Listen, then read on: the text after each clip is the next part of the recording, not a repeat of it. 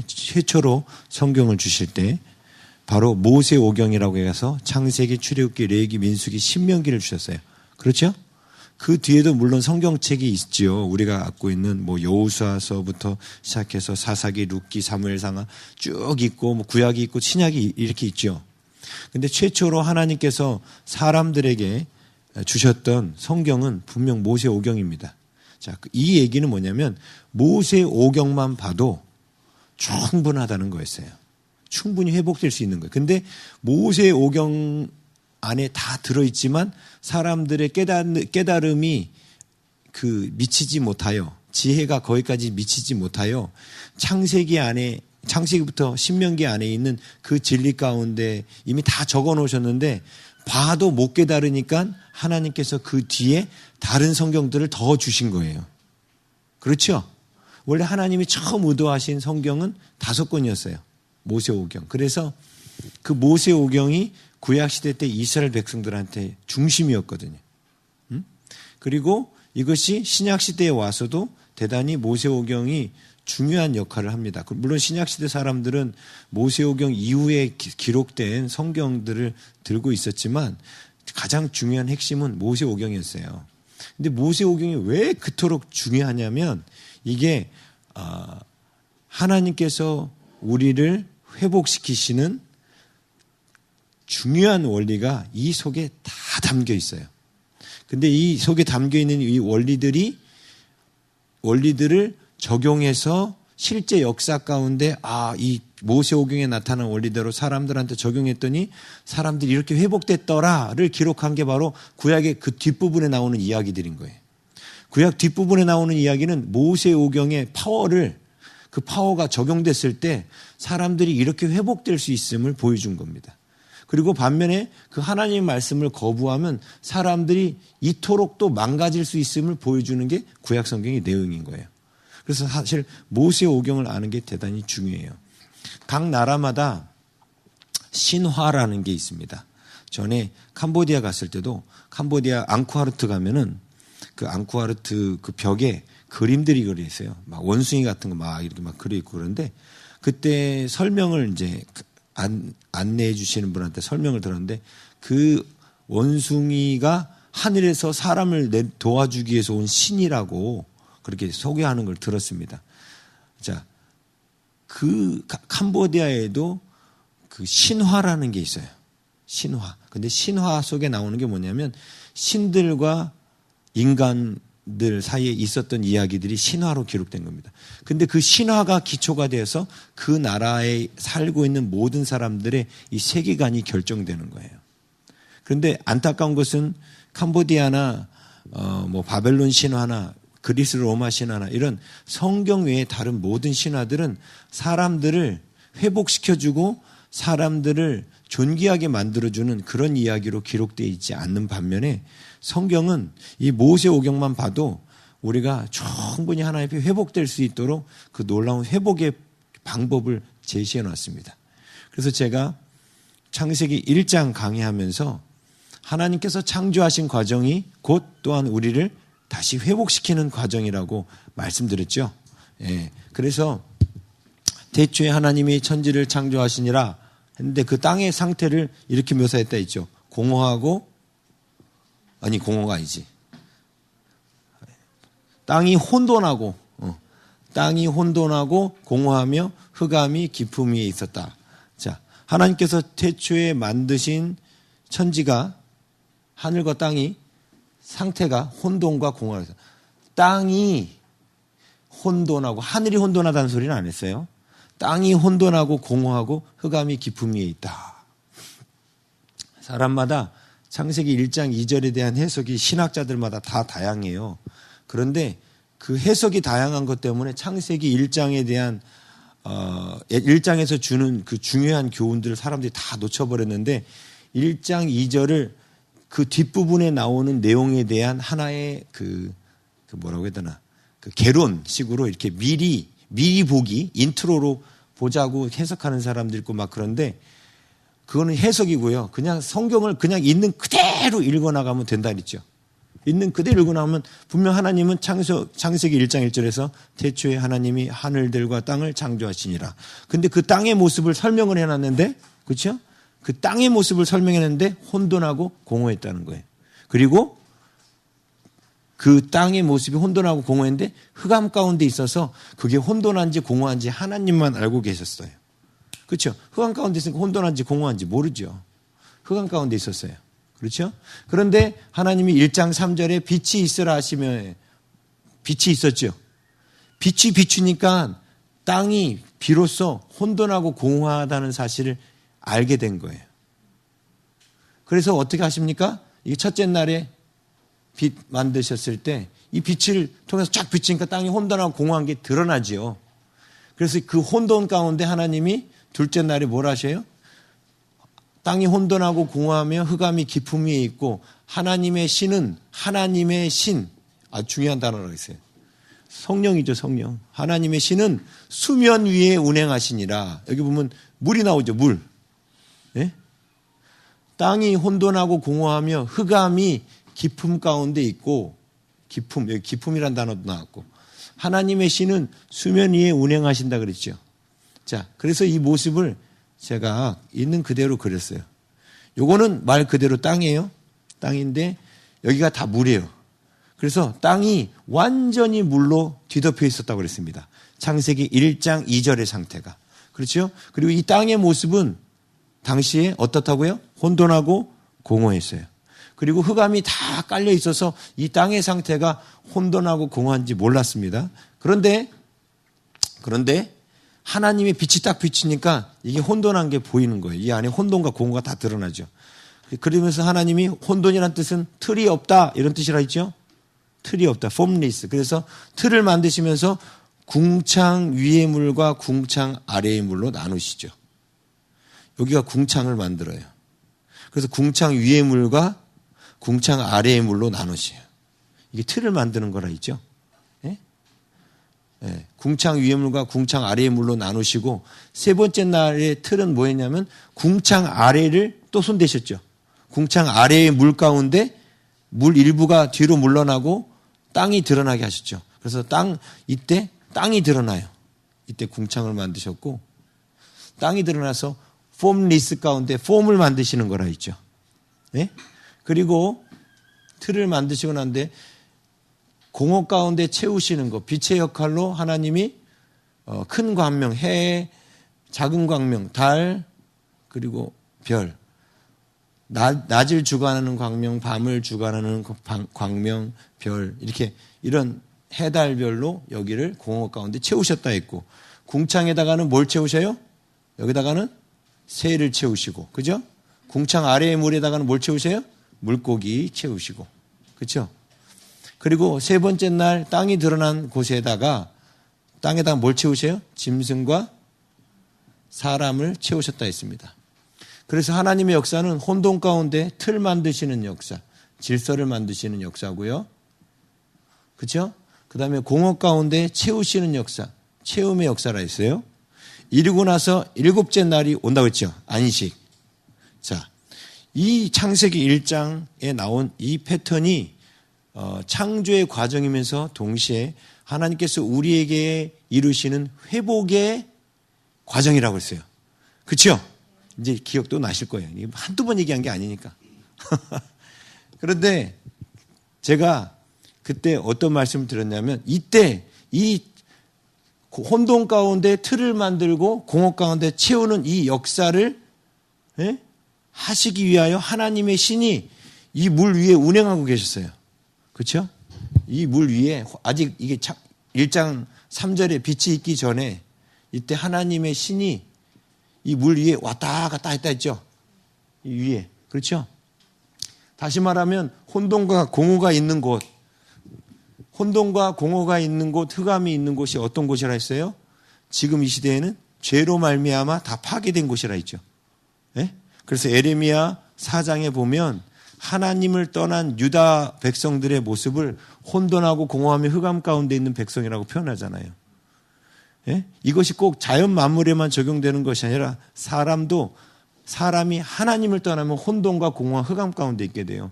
왜 지금 사람들의 이제 그 혼돈과 공허가 지금 어디까지 갔어요? 틀이 없어졌죠? 그래서 동성애가 뭐예요? 남자, 여자의 틀도 없는 거예요. 눈으로 보면 남자인지 여자인지 다 알잖아요. 그런데 그 틀마저도 부인하는 거예요. 다시 혼돈과 공허의 상태로 갑니다. 그렇죠? 그 죄악된 인간의 모습을 혼돈과 공허와 흑암의 상태라고 말했어요. 근데 놀라운 은혜는 뭐냐면 혼돈과 공허와 흑암으로 이렇게 어지러운 것 가운데 하나님의 신이 창조를 준비하고 있다는 거예요. 회복을 준비하고 있다는 거예요. 그렇죠?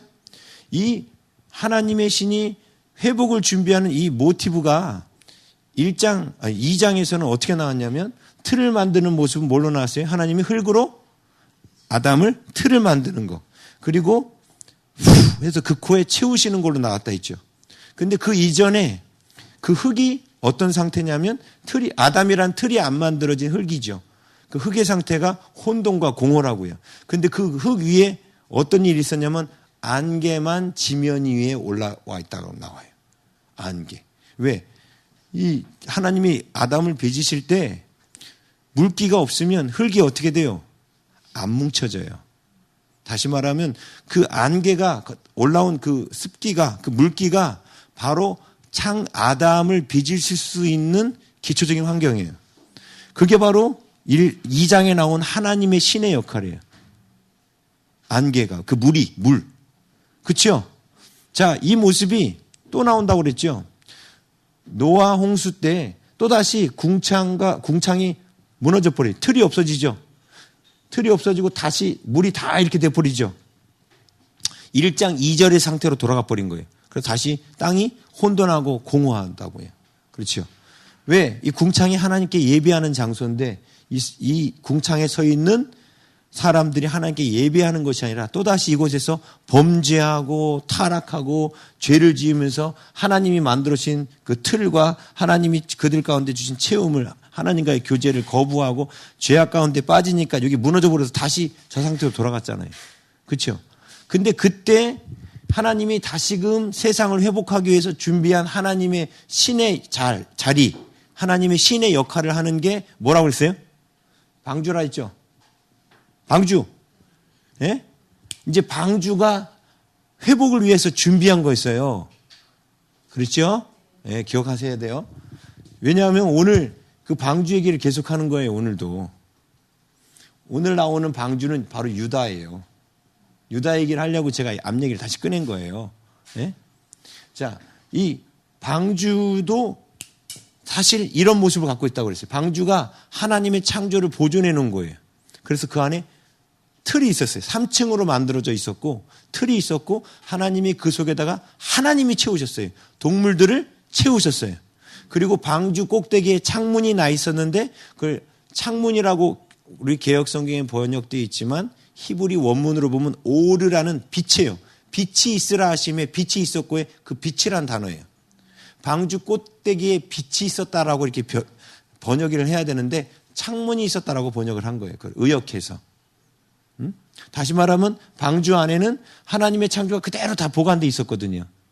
근데 이게 하나님의 신의, 그러니까 땅이 혼돈하고 공허하고 흑암이 기품이 있을 때 하나님의 신이 수면 위에 운행하시면서 여기에 회복을, 창조를 준비하신 것처럼 방주가 창조를 준비한 거라고 했죠. 다시금 재창조를.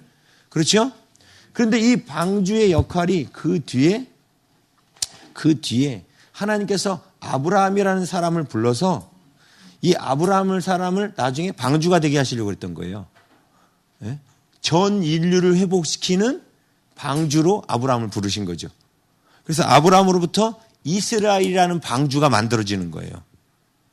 이해되시죠? 그래서 이스라엘이라는 방주를 통해서 하나님은 혼돈과 공허 가운데 있는 전 세계를 회복시키려고 하시는 거예요. 자, 이 원리로 보셔야 돼요. 자, 노아가 방주를 만들었지만 노아란 하나님과 동행하는 사람. 다시 말하면 하나님의 온전한 형상 가운데 있는 사람이 방주를 만들었고 방주 역할을 한 거예요. 새로운 창조의 준비를 노아를 통해서 하나님 하셨죠. 새로운 회복의 역사는 이제 하나님께서 직접 하시는 것이 아니라 하나님이 세우신 대리인들을 통해서 새 창조의 역사들을 만들어 가시는 겁니다. 그렇죠? 예, 이해되시죠? 그래서 나중에 이 방주가 출애굽기에는 뭘로 바뀌어요? 갈대상자. 여기서 갈대상자에 누가 탔죠? 예, 모세가 탔어요. 모세. 여기서 상자라는 단어가 똑같이 방주라는 단어라고 했죠. 당시 갈대상자에 모세를 띄워서 나일강 가운데 꽂아놨을 때도, 나일강 숲을 가운데 꽂아놨을 때도 그게 뭐였냐면 당시 모세가 나일강에 버려져야 할 만큼 이스라엘은 혼돈과 공허와 흑암 가운데 있었던 거예요. 근데 하나님께서 그 애굽에서 종노릇하는 이스라엘을 회복하기 위해서 뭘 준비하셨어요? 방주를 준비하신 거예요. 근데 그 하나님이 준비하신 방주가 뭐예요? 모세였어요. 모세? 그렇죠? 이렇듯 보세요. 이 땅 가운데 예수 믿지 않는 사람들, 그리고 예수를 믿어도 아직 혼돈과 공허 가운데 있는 사람들이 많죠. 자, 그 사람들을 회복시키기 위해서 하나님께서 준비하시는 방주는 처음에는 방주의 모습이었지만 나중에는 그게 다 사람이었더라는 거예요. 사람. 그렇죠? 그래서 하나님은 사람을 통해서 이제 새 창조의 역사들을 이루시는 거예요. 오늘날도 우리를 통해서 하나님은 이 혼돈과 공허의 땅에 하나님의 새하늘과 새 땅을 준비하고 계시는 거예요. 우리를 통해서. 네? 우리가 그 방주 역할을 하는 거예요. 하나님의 신을 받은, 하나님의 영을 받은 우리가 바로 이 땅 가운데 새 창조의 역사를 해야 되는 겁니다. 근데 그 새 창조의 역사를 하는 과정을 모르면 못하겠지요. 근데 새 창조의 과정이 바로 틀을 만들고 채우고 하나님과 온전히 안식하게 하는 그 길이라고 말씀드렸잖아요. 그래서 아브라함도 하나님 앞에 부름받고 틀이 만들어지고 채워지고 하나님과 온전한 안식하는 믿음으로 세워진다고. 그래서 온전하게 안식하는 믿음 가운데 하나님과 동행하게 되면 또 누군가를 회복시켜 줄 수 있는 방주가 되는 거예요.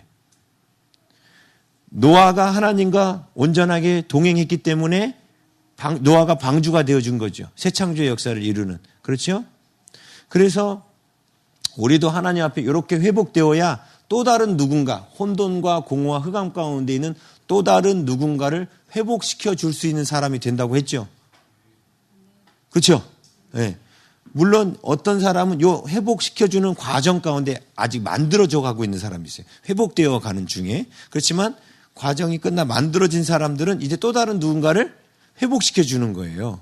자, 그럴 때 하나님이 나를 방주와 같이 하나님의 신에 감동한 하나님의 신이 내 안에 있는, 그래서 하나님과 함께 동행해서 그 창조의 역사를 이루는, 새 창조의 역사를 이루는 자로 우리 모두를 부르셨는데 처음부터 우리가 이 일을 하는 것이 아니라 우리도 역시 방주처럼 만들어져야 된다 했죠. 틀을 만들고 그 속에 하나님의 영이 채워지는 이 과정을 겪어야 우리가 새 창조의 역사를 이룰 수 있는 사람이 되는 거예요. 그렇죠? 근데 하나님이 우리를 만들어 가시는 그 과정이, 창조의 과정이 우리에게는 회복의 과정인 거예요. 자, 그런데 자, 지금 야곱의 집안의 12아들이 상태가 바로 혼돈과 공허와 흑암의 상태라고 그랬습니다. 12아들이 서로 사이가 안 좋아요. 네? 레아의 자식들은 라헬의 자식들이 미웠어요. 왜 미웠냐면 아버지가 자기들은 거들떠도 안 보고 라헬의 자식만 이뻐하고, 그리고 비라나 실바의 자식들은 더 열받았어요. 종의 자식이라고 더 대우도 안 해줬거든, 아버지가. 오직 야곱이라는 사람이 누구만 좋아해요? 요셉과 베냐민만 좋아했어요. 특별히 요셉을 더 좋아했죠. 그렇죠? 자, 어떻게 보면 요셉을 더 좋아했지만 요셉에게 대신에 하나님께서 요셉이 야곱으로부터 사랑을 받으면서 어머니와 아버지에게 균형 잡힌 사랑을 받으면서 요셉이 하나님의 신을, 하나님의 영을, 성령을 간직할 수 있는 방주로 준비되어 가는 거라 했죠, 그게. 예? 집안에는 두 개의 기둥이 있는데 하나는 아버지의 기둥이요, 하나는 어머니의 기둥인데, 예? 이 야곱이고 이게 라헬이에요. 그런데 레아나 비라나 실바는 이 기둥이 이 기둥은 있는데 뭐가 없어요? 이 기둥이 없어요. 그래서 이 기둥이 없는 집에 있는 요셉과 베냐민을 제외한 나머지는, 특히 베냐민도 없었어요. 왜냐하면 베냐민 태어나자마자 라헬이 죽었기 때문에. 오로지 누구만 있어요? 이 건강한 관계 속에서 자라난 사람은 요셉밖에 없는 거예요. 그러니까 아버지로부터 어머니로부터 사랑을 받으면서 제대로 틀을 갖추고 그 안에 사랑이 심어진 아들은 요셉밖에 없었어요. 어떻게 보면 좋은 환경 가운데 태어나서 좋은 조건으로 어떤 창조의 사람으로 준비된 거라고 할 수 있죠. 새 창조를 할 수 있는 사람으로 준비된 거라고 할 수 있죠. 그런데 놀라운 건요, 그 요셉도 누군가를 갖다가 회복시켜주는 사람이 되기 위해요, 하나님이 그를 방주로 만들기 위하여 하나님 그에게 뭘 주셨어요? 고난을 주셨어요. 그렇죠. 고난 없이는 절대로 우리가 누군가를 회복시켜주는 새 창조 역사를 할 수 없다는 겁니다. 자, 그러면 여기서 요셉 이야기만 계속 듣다 보면 우리한테 어떤 생각이 오냐면, 그럼 요셉처럼 어릴 적부터 아버지하고 어머니한테 균형 잡힌 사랑을 잘 받아야만 하나님 쓰시는 건가? 이런 생각 들죠. 이걸 현대식으로 바꾸면 5대째 기독교 집안에, 예? 아버지는 장로님이고 어머니는 권사님이고 집안도 넉넉해서 좋은 학교도 다니고 교양 있는 교육을 받고, 교회도 좋은 교회 다니면서 잘 잘하는 사람, 그런 사람만 하나님이 이 땅 가운데 새 창조의 역사를 이루시는가? 물론 그런 사람도 하나님 쓰셔요. 근데 그런 사람도 쓰시려면 반드시 하나님 뭘 지켜야 돼요? 고난을 보내셔야 돼. 애굽으로 보내셔야 되고 보디발 장군의 집으로 종살이하게 해야 되고 그 다음에 억울하게 감옥에도 갇히게 해야 돼요. 이렇게 안 하면 준비돼서 쓰임받을 수가 없어요. 그러면 여기서 이런 생각이 들어요. 좋다 이거야. 그러면 고난이 와도 좋긴 좋은데, 근데 나는 아예 출신 성분 자체가 그러지 않은 사람 있잖아요. 출신 성분 자체가 믿음의 부모로부터 태어난 것도 아니고 나 당대로부터 시작됐어. 예? 나 당대로부터 시작된 거예요. 그리고 자라면서도 주일학교 교육도 제대로 못 받아서 나이 먹어가지고 하나님 앞에 부름 받았어. 예? 그리고 어릴 적에 상처는 골고루 다 받았어. 예? 그런 사람도 하나님 앞에 이 새 창조의 역사를 이루는 방주와 같이 쓰임받을 수 있을까요? 예, 그것을 보여주는 사람이 바로 유다인 거예요. 그걸. 하나님께서, 제가 그랬잖아요, 창세기가 중요한 이유가, 창세기 안에는 이 땅에 있는 모든 사람 얘기를 다 다뤄요. 행복한 환경에서 자란 사람, 불행한 환경에서 자란 사람, 고통과 슬픔을 겪은 사람, 기쁨 가운데만 있었던 사람, 모든 환경의 사람들을 다 다루는 거예요. 야곱의 12아들 가운데 이 유다라는 인물은요, 사실 아버지 사랑 못 받았죠. 유다의 이름이 만들어진 배경 말씀드렸잖아요. 첫 번째, 레아가 자식을 낳을 때 이름을 갖다가 르벤 이렇게 지었어요. 르벤이란 뜻이 벤이 아들이란 뜻이고, 르우가 라아 보다란 뜻이에요. 보소서 아들이니이다 하고 레아가 르벤을 낳자마자 자기가 누구한테 데려갔어요? 야곱한테 가서 보라고, 당신 아들이요. 왜 이렇게 했다 했어요? 사랑을 못 받았거든요. 예? 야곱이 자기는 레아는 사랑 안 하고 누구만 사랑해요? 라헬만 사랑했어요. 자, 그래서 질문 드리겠습니다. 왜 야곱이 레아는 사랑 안 하고 라헬을 사랑했죠? 예? 이유가 뭐 있어요? 이유가 뭐 있어요? 왜 두 자매인데 언니는 싫어하고 라헬만 이뻐했죠? 야곱이? 복이 이뻐서 그랬어요. 복잡한 거 없어요. 이뻐서 그랬어요. 이뻐서. 레아는 알력이 부족하고 막 이렇게 나오잖아요. 못생겼어요. 지혜도 없고. 근데 라헬은 똑똑하고 예뻤거든요. 자, 그런데 제가 지금 이 말씀을 드린 이유가 뭐냐면, 오늘 야곱의 인생이 혼돈과 공허 가운데 가게 됐던 이유가 뭐였냐면, 창세기 3장에서 아담이 에덴의 낙원을 잃어버린 이유 가운데 첫 번째가 뭐였냐면, 선악을 알게 한 나무의 실과를 보았더니 좋았거든요. 보기에 좋았거든요. 그렇죠? 그래서 사사시대에도 자꾸 무슨 얘기가 나오냐면, 자기가 보기에 옳은 대로 행하더라, 이게 나와요. 인간이 자기가 심판의 기준이 돼서 자기가 보기에 좋은 건 좋은 거야. 근데 하나님이 선악을 알게 한 나무는 따먹지 말라고 하셨어요.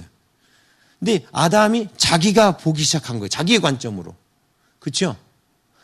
지금 그래서 이 보다라는 보고 좋아했다라는 이게 창세기에 보면 항상 타락의 전조 현상이었어요. 이게.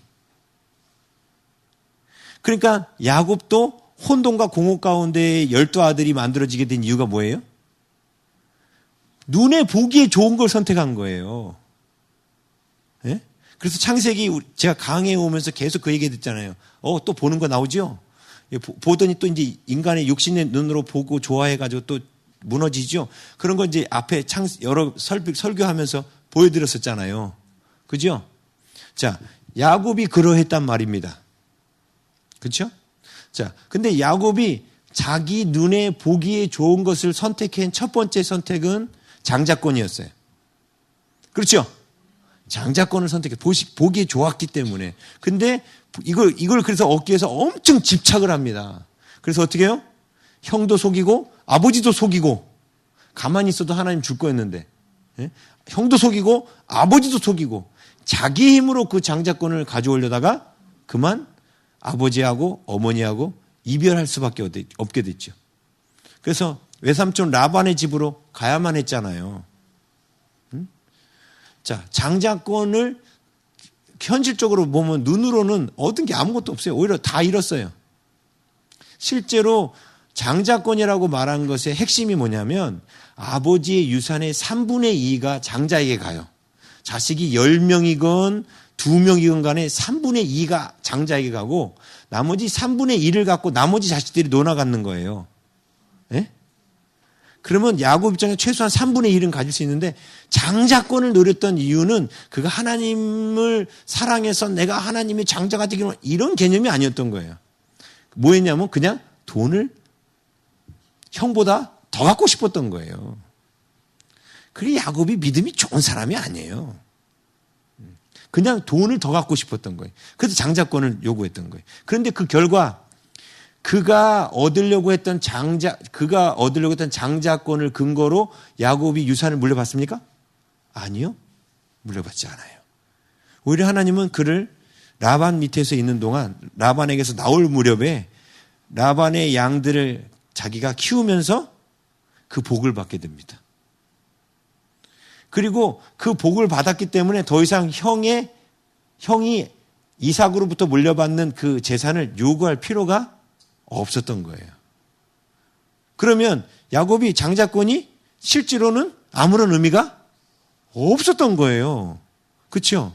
근데 하나님은 야곱에게 장자권을 주겠다는 뜻은 그런 이 땅에 물질을 주시려고 하는 그런 뜻이 사실 아니었던 거예요. 그런데 야곱은 처음엔 어떻게 해요? 눈에 보이는 장자권, 눈에 보이는 재물을 취한 거예요. 눈에 보이는 거, 이거. 그렇죠? 그 다음에는 그 장자권 때문에 라반의 집에 가서 또 눈에 보였던 게 뭐예요? 두 번째로. 그게 라헬이에요, 라헬이에요. 근데, 자, 첫 번째 그가 가졌던 장자권으로 재물을 얻으려고 했는데 결국 손에 들어와요, 안 들어와요? 다 사라졌지요? 이삭이 그냥 에서에게 다 물려줬다고요. 장자의 복을. 그러니까 에서가 공격 안 하잖아요. 그렇죠?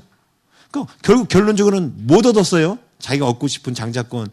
야곱의 계산에는 장자권은 못 얻은 거예요. 그런데 라헬, 내 보기에 좋아. 보기에 좋아. 근데 어떻게 됩니까? 라헬이 죽어요. 잃어버렸죠? 잃어버렸어요. 그리고 나중에 이제 라헬이 낳은 요셉과 베냐민. 그래서 요셉이 그 다음엔 또 뭐였어요? 또 집착의 대상. 처음에 두 번째가 라헬이 집착의 대상. 세 번째가 요셉이 집착의 대상이었죠. 근데 지금 야곱 입장에서 보면 요셉이 지금 어떻게 됐어요? 없어졌어요. 죽었어요. 그렇죠? 자, 이제 야곱한테 뭐만 남았습니까? 베냐민밖에 안 남았어요. 오늘은 성경에 야곱이라고 기록하지 않고 이스라엘이라고 기록하죠. 제가 말씀드렸죠. 이스라엘이라고 기록할 때는 제대로 이제 야곱이 길을 갈 때 이스라엘이라고 기록한다고. 네? 옛날에 진작에 이름을 바꿔줬어요. 야곱에서 이스라엘로. 아브람은 아브라함으로 바뀌고 난 뒤 다시는 아브람이라는 걸 쓰지 않아요. 이삭은 처음부터 끝까지 이삭. 그래서 믿음이 제일 좋아요, 이삭이 사실은. 근데 야곱에서 이스라엘로 바뀌었다가 또다시 야곱 됐다가 가끔 이스라엘로 왔다가 다시 야곱 됐다가 하나님 이름을 바꿔줬는데도 마치 우리 같죠? 예? 우리 모습을 듣는 것 같아요. 그런데 오늘 지금 본문에는 지금 그 야곱이라고 안 쓰고요. 이스라엘이라고 쓰고 있어요. 왜 그런가? 자, 이스라엘이 집착했던 마지막이 뭐였냐면 베냐민이었습니다. 근데 지금은 베냐민을 포기해야 될 수밖에 없는 환경이 돼버렸어요. 그렇죠? 자, 이런 환경 가운데 지금 누가 나섰냐면 유다가 나섭니다. 오늘 그 설교 제목이 내가 받은 상처가 복의 씨앗입니다. 그랬죠? 예, 별로 즐거운 설교 제목이 아니죠? 내가 받은 상처가 복의 씨앗입니다. 그럼 복의 씨앗이 많으려면 뭐가 필요하다는 거예요? 상처가 많아야 되는구나. 뭐 이렇게 되는 거죠? 별로 안 반갑죠? 오늘 아침에 이제 우리 전도사님들하고 이렇게 얘기 나누다가 한 분이 그런 얘기를 했어요. 내 삶에 그 어릴 적에 받은 그 상처가 왜 내 인생에 많은 게 하나님 앞에 불평스러웠었다고. 여러분도 그런 경험 없으세요? 여러분이 자라면서 받은 많은 상처와 아픔들이 하나님 앞에 불평스럽게 느껴지지 않으십니까? 그런 적 없으세요? 저는 있다고 그랬잖아요. 저는 엄청 많았어요. 그런데 결론은 저는 지금 와서는 어떻게 생각하냐면 제가 받았던 그 모든 상처가 하나님 나에게 주신 복의 씨앗이었다는 것을 알게 된 거예요. 상처를 워낙 많이 받았다 보니까 제가 뭘 워낙 많이 받은 거예요? 복의 씨앗을 엄청 많이 받은 거예요. 그렇더라고요, 이게. 예? 근데 이게 깨달아지지 않으면 상처가, 그 과거의 상처가 현재의 나를 괴롭히는 조건이 됩니다. 근데 내가 받았던 그 상처가 바로 하나님이 나에게 주신 복의 씨앗이라는 사실을 정말로 깨달으면 그 상처는 더 이상 상처가 아니라 정말 복의 씨앗으로 보여요. 응? 자, 제가 오늘 유다 얘기를 43장 1절에서 14절까지 유다 이야기를 좀 하려고 하는데요. 아까 유다도 말씀드렸지만 유다도 잘 보세요. 그 요셉 이야기가 진행되는데 갑자기 중간에 유다 이야기 나왔던 거 기억나세요? 38장에서? 네?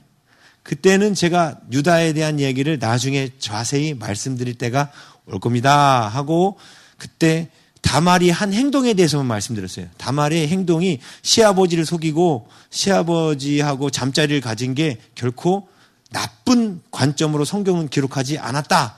그때 그런 말씀 드렸었죠? 네? 성경은 되게 긍정적인 관점으로 다말을 기록했다고 했습니다. 근데 잘 보세요. 그때 유다의 모습과 야곱의 모습이 너무 흡사하다는 거예요. 어떻게 흡사한가? 가볼게요. 38장. 그래서 그 38장을 보고 38장이 바로 요셉 이야기 가운데 빵 꽂아져 있어요. 그죠?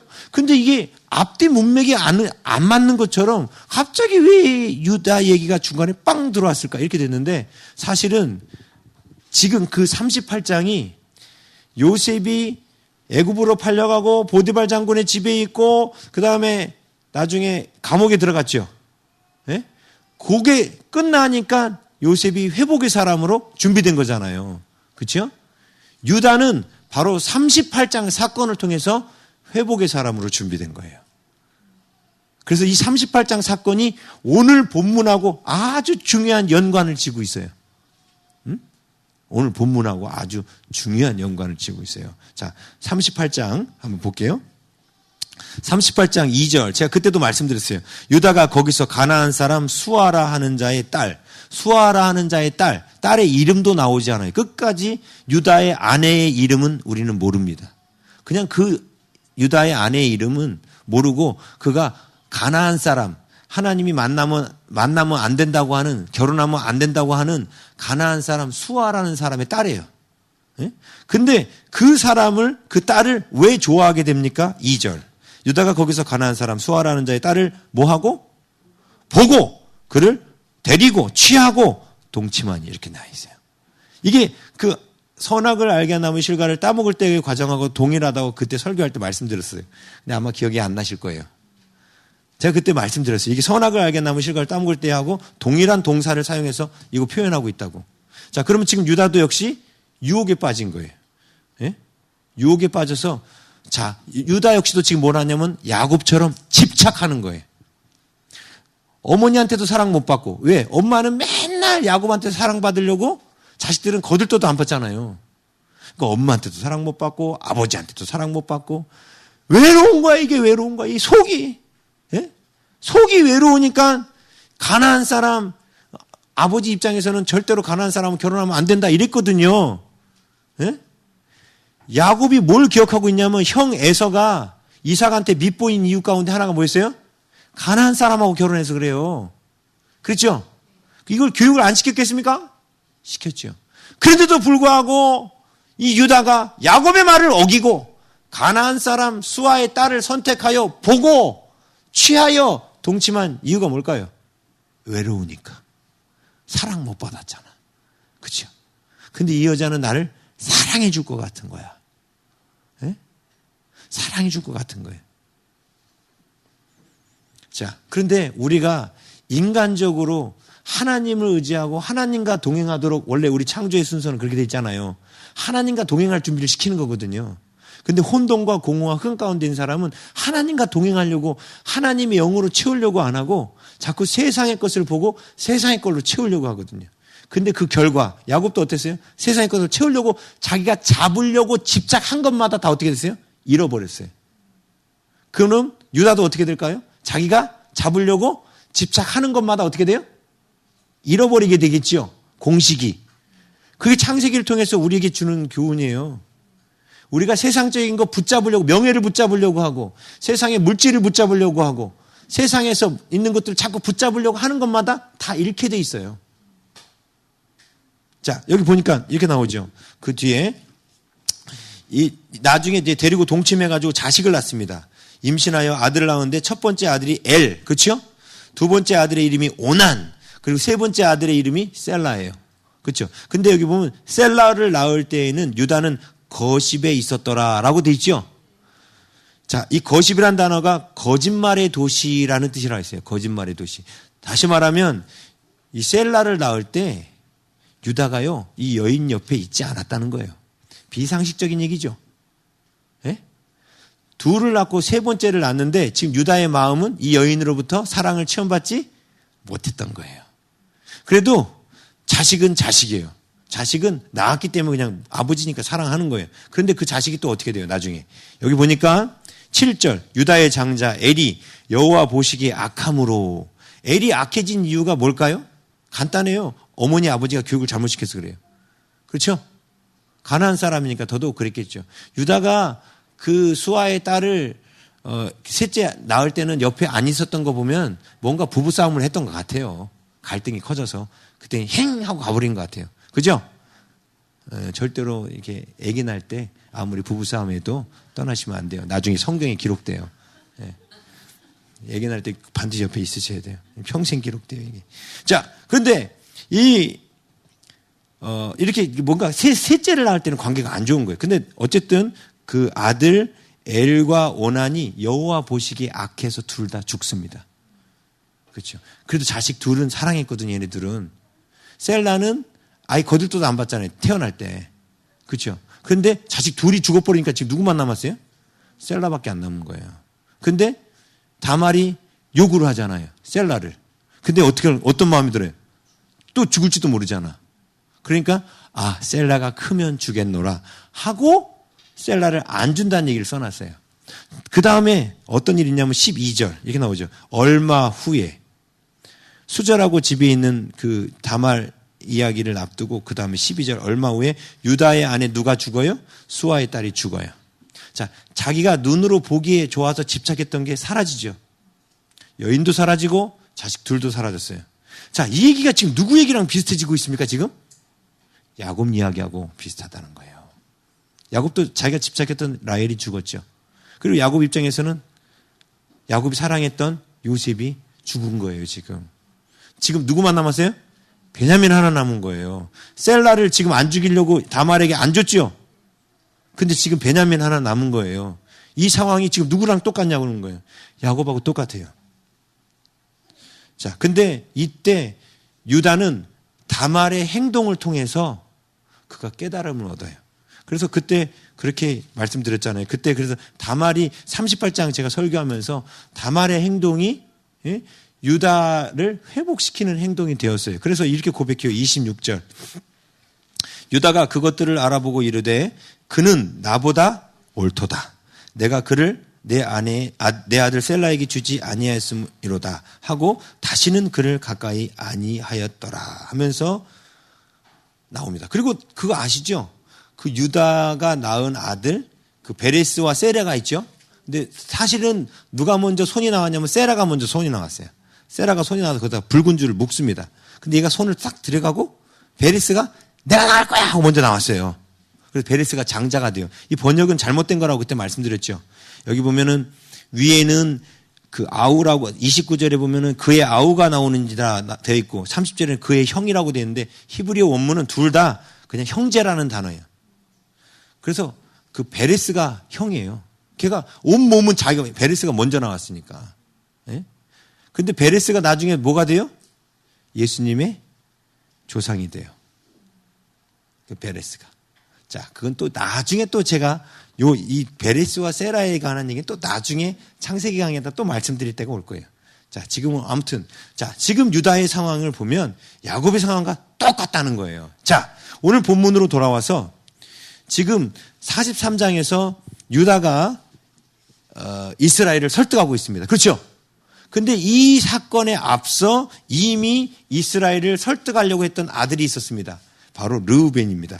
자, 42장 37절 르우벤이 그의 아버지에게 말하여 이르되 내가 그를 아버지께로 데리고 오지 아니하거든 내 두 아들을 죽이소서 그를 내 손에 맡기소서 내가 그를 아버지께로 데리고 돌아오리이다. 이게 뭔 얘기냐면 르우벤이 그 집의 장자잖아요. 큰아들로서 지금 베냐민을 나에게 내주십시오. 얘를 데리고 가야 시므온을 데려오는 거예요. 시므온은 르우벤한테는 친동생이에요. 같은 배의 동생이에요. 이복 동생이 아니라 같은 배의 동생이에요. 예? 그렇죠?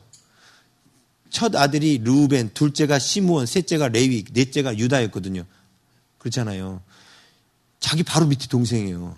근데 지금 베냐민을 내주려고 그래? 안 내주려고 그래요? 안 내주려고 그러는 거예요. 안 내주려고 그러는 거예요. 그러면 자기 시므온은 어떻게 해?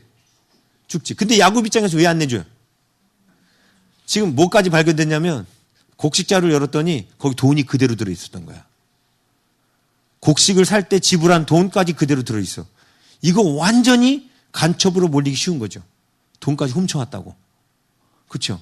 이런 상황에 베냐민을 보내면 죽을 수도 있는 거예요. 그럼 차라리 시므온 죽는 걸로 끝내야겠다라고 생각한 거예요. 그래서 그냥 이게 누구야? 이스라엘은 시므온도 죽었다고 생각했어요. 시므온도 이미 죽었다라고 생각한 거예요. 그런데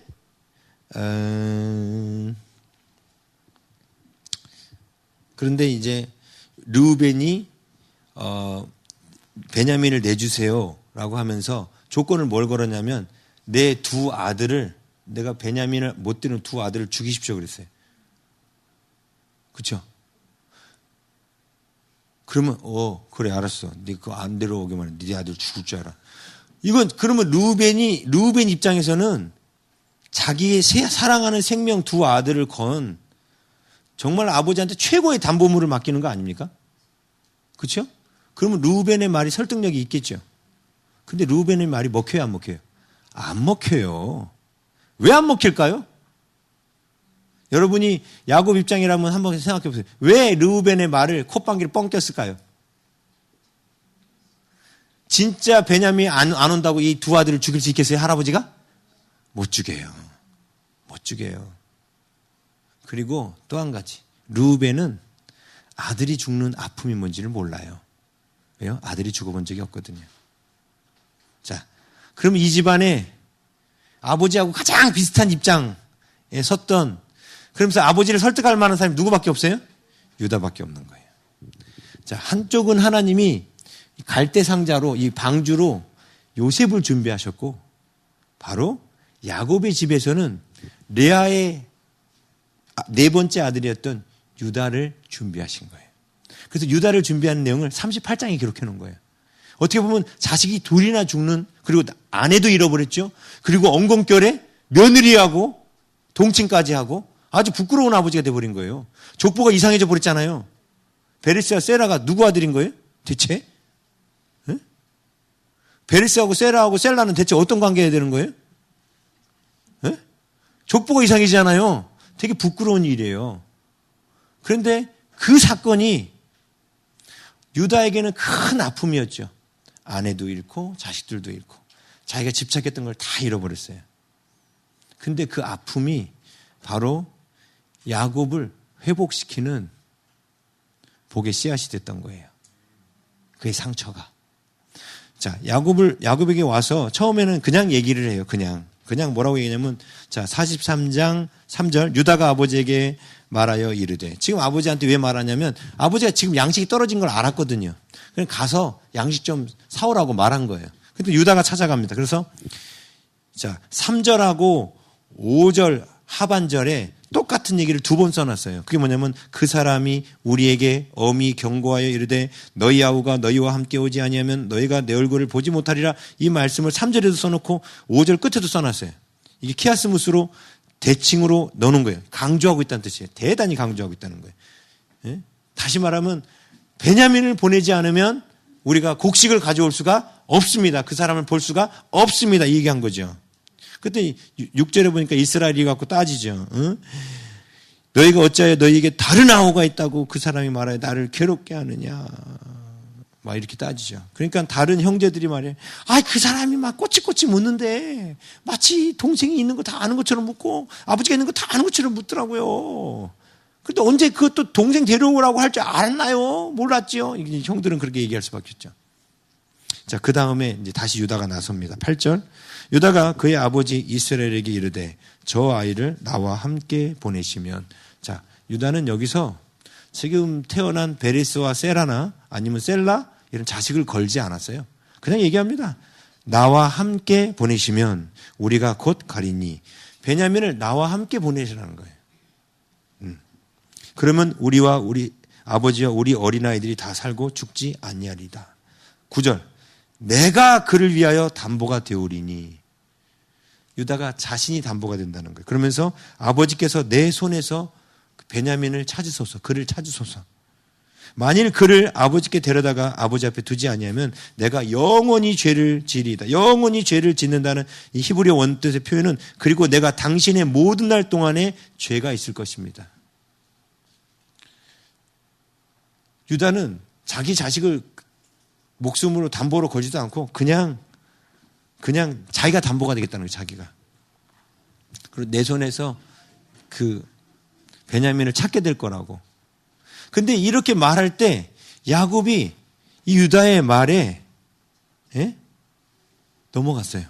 설득이 됐어요. 그래서 그 뒤에 11절에 걱정되던 그 옛날 돈자루 사건은 이런 식으로 해결해라. 그리고 그 사람의 마음을 달래기 위해서 조금 더 들고 가라. 그런 얘기하고 그 다음에 뭐라고 말합니까? 13절 내 아우도 데리고 떠나 다시 그 사람에게로 가라. 베냐민을 보내겠다고 허락합니다. 유다가 이스라엘이 그렇게 집착했던 마지막 아들을 스스로 내려놓습니다. 여태까지 스스로 내려놓은 적이 한 번도 없었어요. 다 어쩔 수 없는 몰아가는 상황에 의해서 집착했던 걸 내려놓은 거예요. 드디어 처음 스스로 내려놨어요. 그렇죠? 근데 이 스스로 내려놓는 이 모습이 이스라엘이 진짜 이제 하나님을 완전히 의지하는 자세가 되게 한 거예요. 보세요. 그래서 14절 이렇게 고백하죠. 함께 읽습니다. 시작. 전능하신 하나님께서 그 사람 앞에서 너희에게 은혜를 베푸사 그 사람으로 너희 다른 형제와 베냐민을 돌려보내게 하시기를 원하노라. 내가 자식을 잃게 되면 이르리로다. 아멘. 진짜 내려놨죠. 근데 그러면서도 전능하신 하나님께 맡깁니다. 이 뒤부터는 야곱이 이스라엘이 야복강에 씨름하며 기도하듯이 기도하지 않았을까요? 하나님 앞에? 그랬겠죠. 완전히 하나님과 연합하게 돼요. 자, 이스라엘이 야곱이 아니라 이스라엘의 자리로 돌아갈 수 있도록 지금 집착하고 있으면 그건 야곱이에요. 근데 그 야곱이 아니라 이스라엘로 돌아갈 수 있도록 바로 유다가 그 역할을 했는데 유다가 가서 내가 담보가 되겠습니다. 내 손에서 베냐민을 찾게 될 것입니다. 만약에 그렇게 베냐민을 만약에 죽인다면 내가 아버지 앞에서 평생 동안 아버지 앞에 있으면서 저는 죄를 짊어지고 있겠습니다. 이렇게 말했을 때 야곱이 유다의 말에 왜 마음이 흔들렸을까요? 유다는요, 유다가 겪은 일을 야곱은 알고 있잖아요. 두 아들이 죽었고 사랑하는 아내 하나 있던 것도 죽었고 지금 호렙이에요. 유다 지금 호렙이에요. 자기의 마음을 자식을 잃지 않으려고 하는 자기의 마음을 제일 잘 이해하는 사람이 유다예요. 그렇죠? 왜 예수님이 유다의 후손으로 오셨어요? 우리의 마음을 제일 잘 이해하시기 위해서 우리가 겪는 고난을 다 겪으셨어요. 그렇죠? 그래서 유다가 등장하는 거예요. 유다가. 그래서 유다의 설득은 야곱에게 먹힌 거예요. 르우벤은 자기 자식 둘이나 걸고 했지만 안 먹혔어요.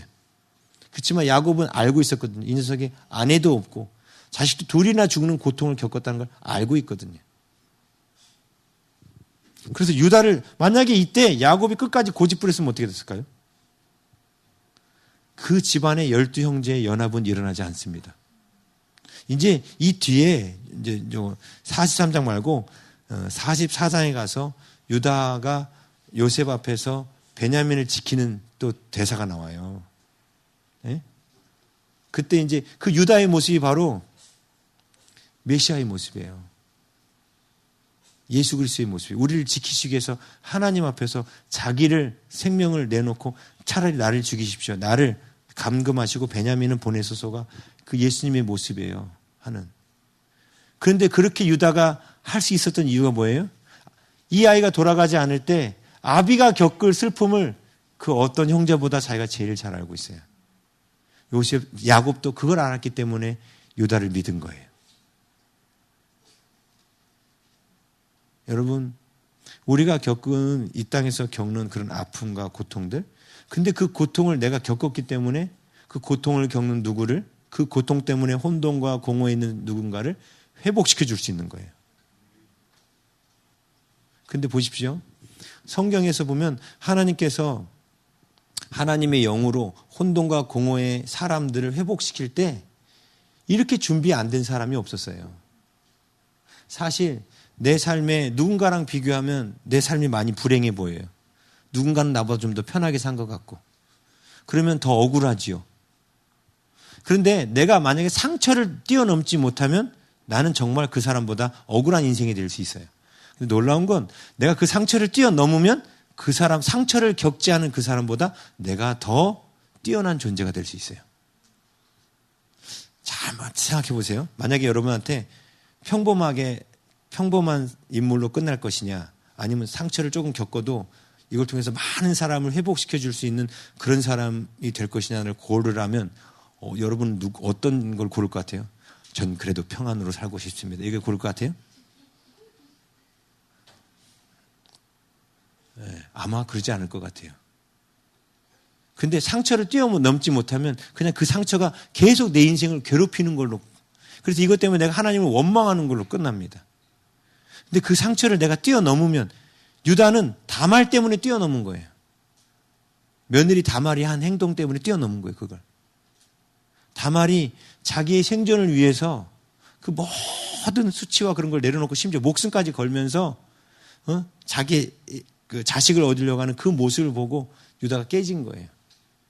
자기는 자기만 생각했거든. 셀라만 생각하고. 자, 오늘 이 유다의 모습을 통해서 우리는요 뭘 보냐면, 우리가 상처를 극복하면 우리는 누군가를 회복시켜 줄 수 있는 회복의 능력을 얻게 된다는 거예요. 제가 수영록회 때 사역했던 얘기, 교구 사역했던 얘기 해드렸잖아요. 교구 사역 가가지고 딱 얼굴이 깔끔하니 곱상하니 고생도 안 하고 이렇게 젊은 목사가 오니까 다들 신방 가면 에휴 교구 목사님 2년 만에 바뀌고 3년 만에 바뀌어요. 목사님 그냥 예배만 드리고 가주세요. 대부분 이렇게들 반응해요. 이제 큰 교회는 그 교구 사역자들이 3년, 2년마다 로테이션 됩니다. 그러니까 성도들이 목사님 모셔서 신방 받으면 어렵고 힘든 얘기를 쫙 꺼내요. 네? 위로받고 싶어서 꺼냈겠죠. 꺼냈는데 그 목사님한테 그 마음을 딱 주고 나면 2년, 3년 후에 딴 분으로 바뀌어. 그럼 딴 분한테 또 꺼냈어, 이렇게. 예? 그래서 또 바뀌어. 그래서 교회 한 10년 정도 다닌 분들은 신방 받으면 절대로 힘든 얘기 안 해요. 어차피 또 바뀌고 저 사람 갈 텐데 뭐. 저 사람이 뭐 날 이해나 하겠어? 저 사람이 날 이해나 하겠어? 이런 생각들이 있어요. 그래서 제가 신방 갔을 때 얘기들을 안 해. 대부분 얘기 안 해요. 이제 교회에 오신 지 얼마 안 된 분들만 얘기해요. 교회 다니신 지 꽤 오래된 분들은 자기의 힘든 얘기들을 안 해요. 뭐 얘기한다고 달라지나? 뭐 이런 거죠. 얘기한다고 뭐 바뀌나? 이런 거죠. 그러면 제가 딱 눈치를 채요. 그럼 어떻게 해요? 이분의 집에 있는 그 상황과 비슷한 제가 겪은 과거의 상처 얘기를 딱 꺼냅니다. 하나 딱 꺼내버리면 턱이 쭉 빠져요. 그분들이 헉 하고. 자기보다 제가 더 불행하게 컸다는 걸 보이거든요. 그러면서 얘기를 꺼내놓기 시작해요. 그러면 제가 거기다 대고 뭘 얘기하겠어요? 하나님의 말씀으로 이렇게 하셔서 그를 이제 회복하시라고 얘기해 주죠. 그때 그분들은 콧방귀를 끼지 않습니다. 왜요? 제가 회복됐잖아요. 하나님의 말씀으로. 그러니까 제 말이 먹히는 거예요. 왜요? 하나님이 저를 그렇게 회복시켰거든. 그런 힘든 상황, 그런 고통 가운데 저를 회복시켰잖아요. 그러니까 이 방법을 쓰세요. 하나님이 저에게 하셨던 방법이니까 성도님도 이 방법을 써보세요. 라고 할 때 사람들이 듣는 거예요. 물론 겸손하면 그냥 새파란 목사가 그런 고생도 안 한 목사가 하나님의 말씀이 그러니까 무조건 들으십시오. 그럼 들어야겠죠. 그게 겸손한 사람이에요. 근데 세상 사람들이 그런 사람이 몇이나 되겠어요? 안 들어요. 다들 귀를 닫아버립니다. 그 젊은 목사가 뭘 알겠어? 뭘 안다고? 그래요, 정말. 근데 제가 가서 그렇게 이제 콧방귀 끼고 이제 이게 제가 고고한 자세로 저를 쳐다보는 분들을 한두 번 만난 게 아니에요. 워낙 곱상하게 또 아내가 그때 또 코디까지 잘해줘가지고 딱 이쁘게 딱 입고 가니까 기공자처럼 잘 자랐을 거라고 생각하고 성도들이 마음을 안 열었어요. 제가 지금 수영농교 떠난 지가 몇 년이에요. 지금 2009년에 떠났으니까 거의 11년 됐죠. 아직도 연락이 와요. 그거 아세요? 아직도 집에 가면 제 사진이 있대요. 거실에.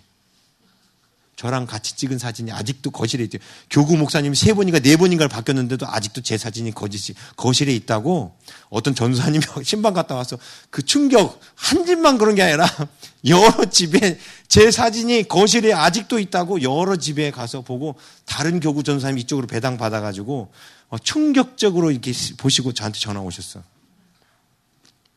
왜 그분들이 제가 떠난 지 지금 11년 됐잖아요. 교구 목사 떠나면 사실 신경도 안 써요. 근데 왜 그렇게 기억할까요? 그분들의 아픔을 정말 저는 잘 이해한다고 생각한 거예요. 제가 그렇게 살았으니까. 제가 그런 많은 힘든 일을 겪었으니까. 그래서 제가 그분들이 그 말씀을 받아들이고 제가 하는 그 간증을 통해서 이분들이 용기를 얻고 힘을 얻는 그 모습을 통해서 나를 목회자로 준비시키려고 하나님이 나를 이런 집에 보내서 이런 고생을 하게 하셨구나 하면서 제가 치료됐어요. 그래서 그 사역을 하면서 저의 옛날의 과거는 그때부터는 슬픈 기억이나 아픈 기억이 아니었어요. 나를 준비시키기 위한 하나님의 제가 그때 요셉 이야기를 깨달은 거예요. 제 온몸으로 깨달았죠. 온몸으로. 그렇구나. 내 상처와 아픔이 하나님을 만나 회복되면 내가 세상에 집착했을 때는 회복이 안 돼요. 오히려 집착하는 것마다 내 눈앞에서 사라져요. 그렇거든요. 그게 돈이든 사람이든 집착하는 것마다 눈앞에서 사라지는데 하나님께로 가니까 그 내가 겪었던 그 모든 아픔과 고통들이 하나님이 위로하시면서 싸매시면서 내 안에 더 가까이 그리고 하나님이 나를 더 이해해 주시고 더 다가오시는 그리고 하나님과 더 친하게 만드는 그건 복이었다는 거예요. 그게 딱 들어오니까 사람들을 만나도 그런 사람들에게 저 혼돈과 공허에 있는 사람들에게 창조의 빛을 비추는 도구로 저를 쓰시더라는 거예요.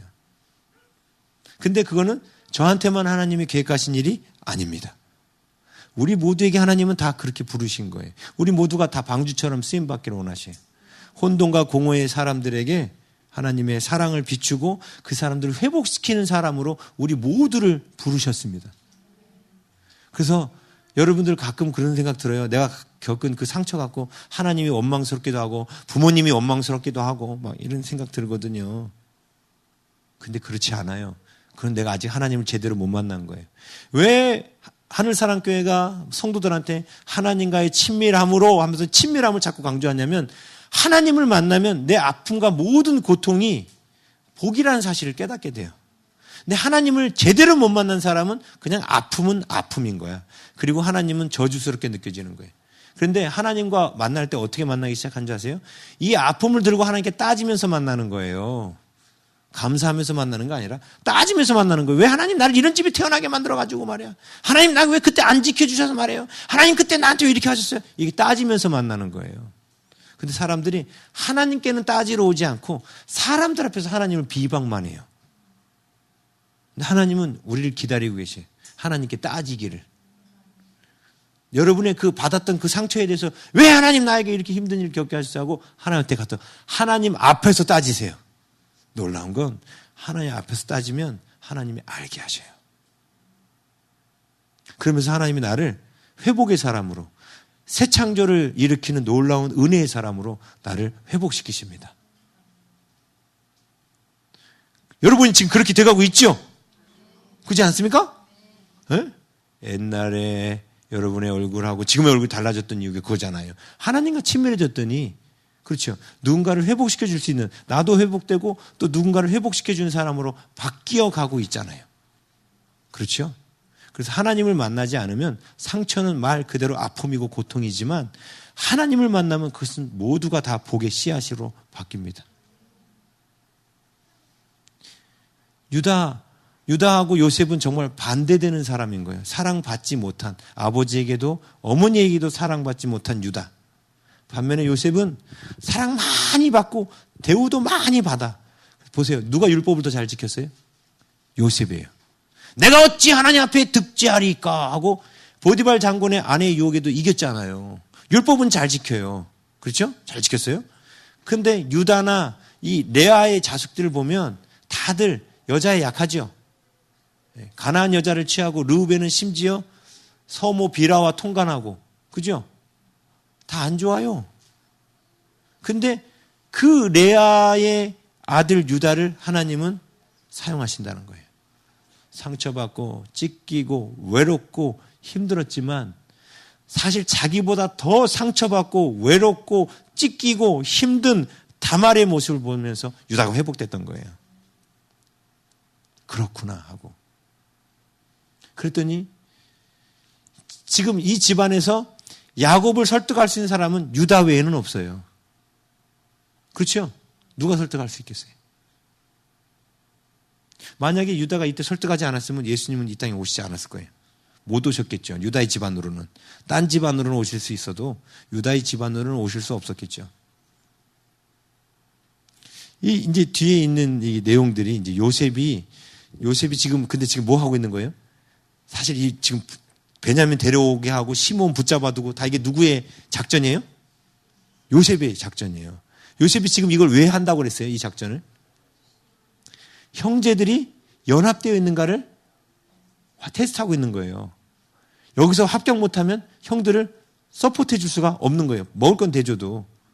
근데 요셉은 자기 사명을 알았거든요. 형제들을 하나 되게 만드는 거. 이스라엘의 12아들이 하나가 되게 하는 게 자신이 사명이고 여기서 그 하나 되게 하고 그 12아들이 이 애굽 땅에서 번성하게 하는 것이 하나님이 자기를 애굽에 보내신 목적이라는 걸 알고 있었거든요. 그래서 요셉도 요셉 나름대로 지금 흩어진 그 혼돈과 공허 가운데 있는 형제 관계의 틀을 만들어주고 있어요. 틀을. 지금 어떻게 보면 유다가 베냐민을 데리러 가면서 베냐민한테 어떤 마음이 들 것 같아요? 한번 여러분 유다 입장이라면 어떻게 아버지가 그렇게 끼고 아끼고 했던 베냐민이에요. 근데 베냐민이 안 가면 다 굶어 죽어. 근데 이거 가면은 베냐민은 죽을 수도 있어요. 그럼 유다가 어떤 마음이 들었을까요? 예? 미안하기도 하고 두렵기도 하고 그렇겠죠. 베냐민에게 정말 미안한 마음 들겠죠. 그런데 그러면 전에는 어땠어요? 라헬의 자식이었던 요셉과 베냐민을 향한 형제들의 마음이 어땠어요? 시기 질투로 죽이고 싶었겠죠. 그렇죠. 근데 그들의 마음이 바뀌어가고 있다는 거예요. 근데 이건 역시 야곱의 집안에 흉년이 오면서 상처가 오면서 고난이 오면서 그들이 회복되어 가고 있다는 거예요. 그래서 우리 인생에 찾아오는 고난은요, 우리를 하나님 안에서 찾아오는 고난은 우리를 무너뜨리기 위한 고난이 아니라 우리를 세우시기 위한 고난이라는 거예요. 그래서 우리들의 지금 삶에 찾아온 고난에 대해서 원망하거나 불평하지 마세요. 그걸 통해서 하나님은 우리를 회복의 사람으로 준비시키고 계시는 거예요. 비록 하나님 만나기 전에 있었던 고난까지도 하나님께서 그것을 내가 하나님을 만나 재해석하여 그것을 또 복의 씨앗으로 바꿔놓으셔요. 그게 하나님의 섭리입니다. 우리가 누군가를 회복하는 사람이 되기 위해서는 그래서 반드시 고난을 겪어야 되는 거예요. 고난이 없이는 다른 사람을 품어주거나 이해할 수가 없어요.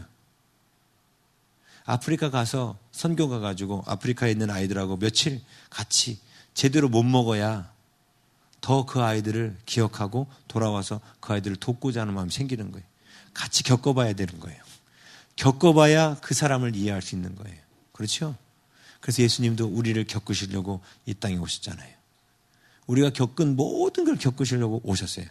그래야 그분이 방주가 되실 수 있거든요.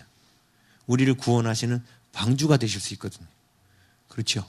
그래서 하나님은 오늘날 우리도 그렇게 쓰기를 원하시는 거예요.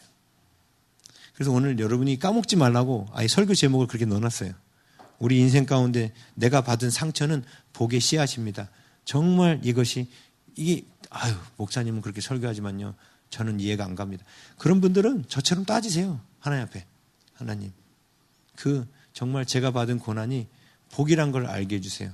근데 여러분이 받았던 그 고난이 하나님 앞에 새롭게 되어 하나님을 통해서 하나님이 지금은 내가 당장 그 이유를 알지 못해도 오늘 당장 이 말씀, 내가 받은 상처는 복의 씨앗이라는 것을 믿음으로 받아들이면 하나님에 대해서 신뢰하고 하나님이 원하신 걸 따라가게 돼 있어요.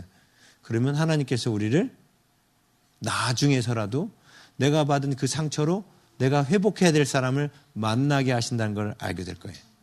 만나게 돼요. 그래서 청소년기에 선생님들한테 상처받은 사람들은요, 선생님이 되게 하셔요. 그래서 청소년 애들을 또 치료하셔요. 그렇죠? 대부분 그러잖아요. 네? 자기가 상처받은 곳에 가서 하나님이 사역하게 하셔요. 그게 하나님의 원리입니다. 그래서 원래는 그 6월 첫째 주에 그 안식을 마치는 그 마지막 주간에 포커싱 리더스라고 그 미국 CRM 교단에서 하는 그 리더 훈련 프로그램이 있어요. 그게 우리 교회에서도 하고 있어요. 그 사명선에서 수련회 안에 과거에 힘들었던 일, 행복했던 일을 다 붙이잖아요. 그걸 왜 붙이고 하냐면 거기서 좋았던 일, 행복했던 일만 붙이는 것이 아니라 힘들었던 일, 고난에 관한 것들을 포스트잇으로 색깔 다른 걸로 이렇게 붙이게 하죠. 근데 그 이유가 뭐냐면 내가 행복했던 일보다는 고난받았던 일들이 하나님이 나를 사용하시도록 나를 쓰시기 위하여 나에게 준비하신 나를 다듬어 가시는 과정이기 때문에 그래요. 그래서 내가 과거에 받은 상처들을 이렇게 들여다보면 내가 이런 쪽으로 이런 사람들을 향해서 쓰임 받겠구나가 보이는 거예요. 그게 그 포커싱 리더스에서 하는 그 영적 지도자 세우기라는 책에 나온 어떤 그걸 바탕으로 한 건데 그런 거예요. 그래서 과거의 내 상처나 아픔들은 하나님이 나를 하나님의 사람으로 만들어 가시기 위한 과정이었다는 거예요.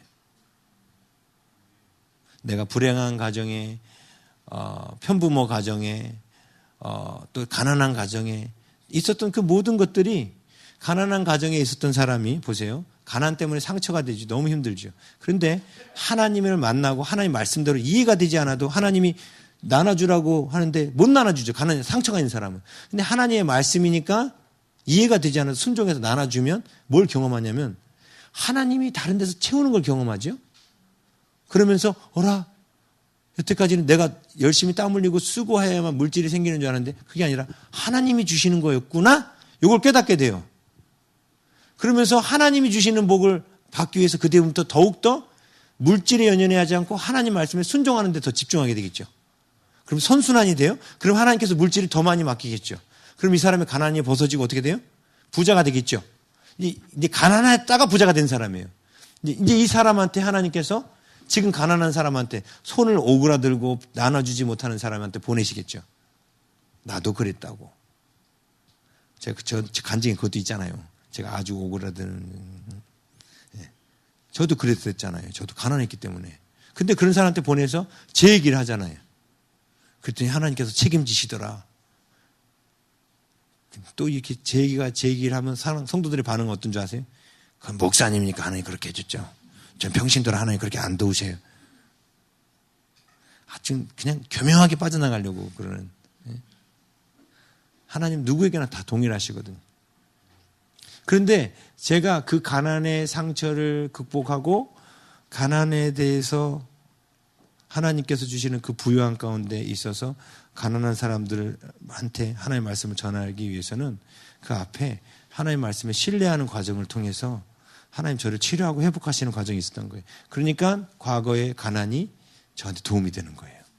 그리고 말씀을 통과하지 않고는 그 상처들은 하나님을 만나지 않고는 곧 다시 말하면 말씀을 통과하지 않고는 그 상처는 상처로 있게 되는 거지만 하나님의 말씀을 통과하면 그 상처는 다 보석으로 바뀌고 금으로 바뀌는 거예요.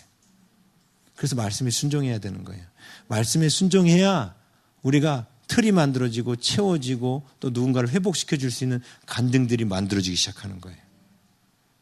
할렐루야. 네. 오래간만에 또 너무 길게 설교했죠?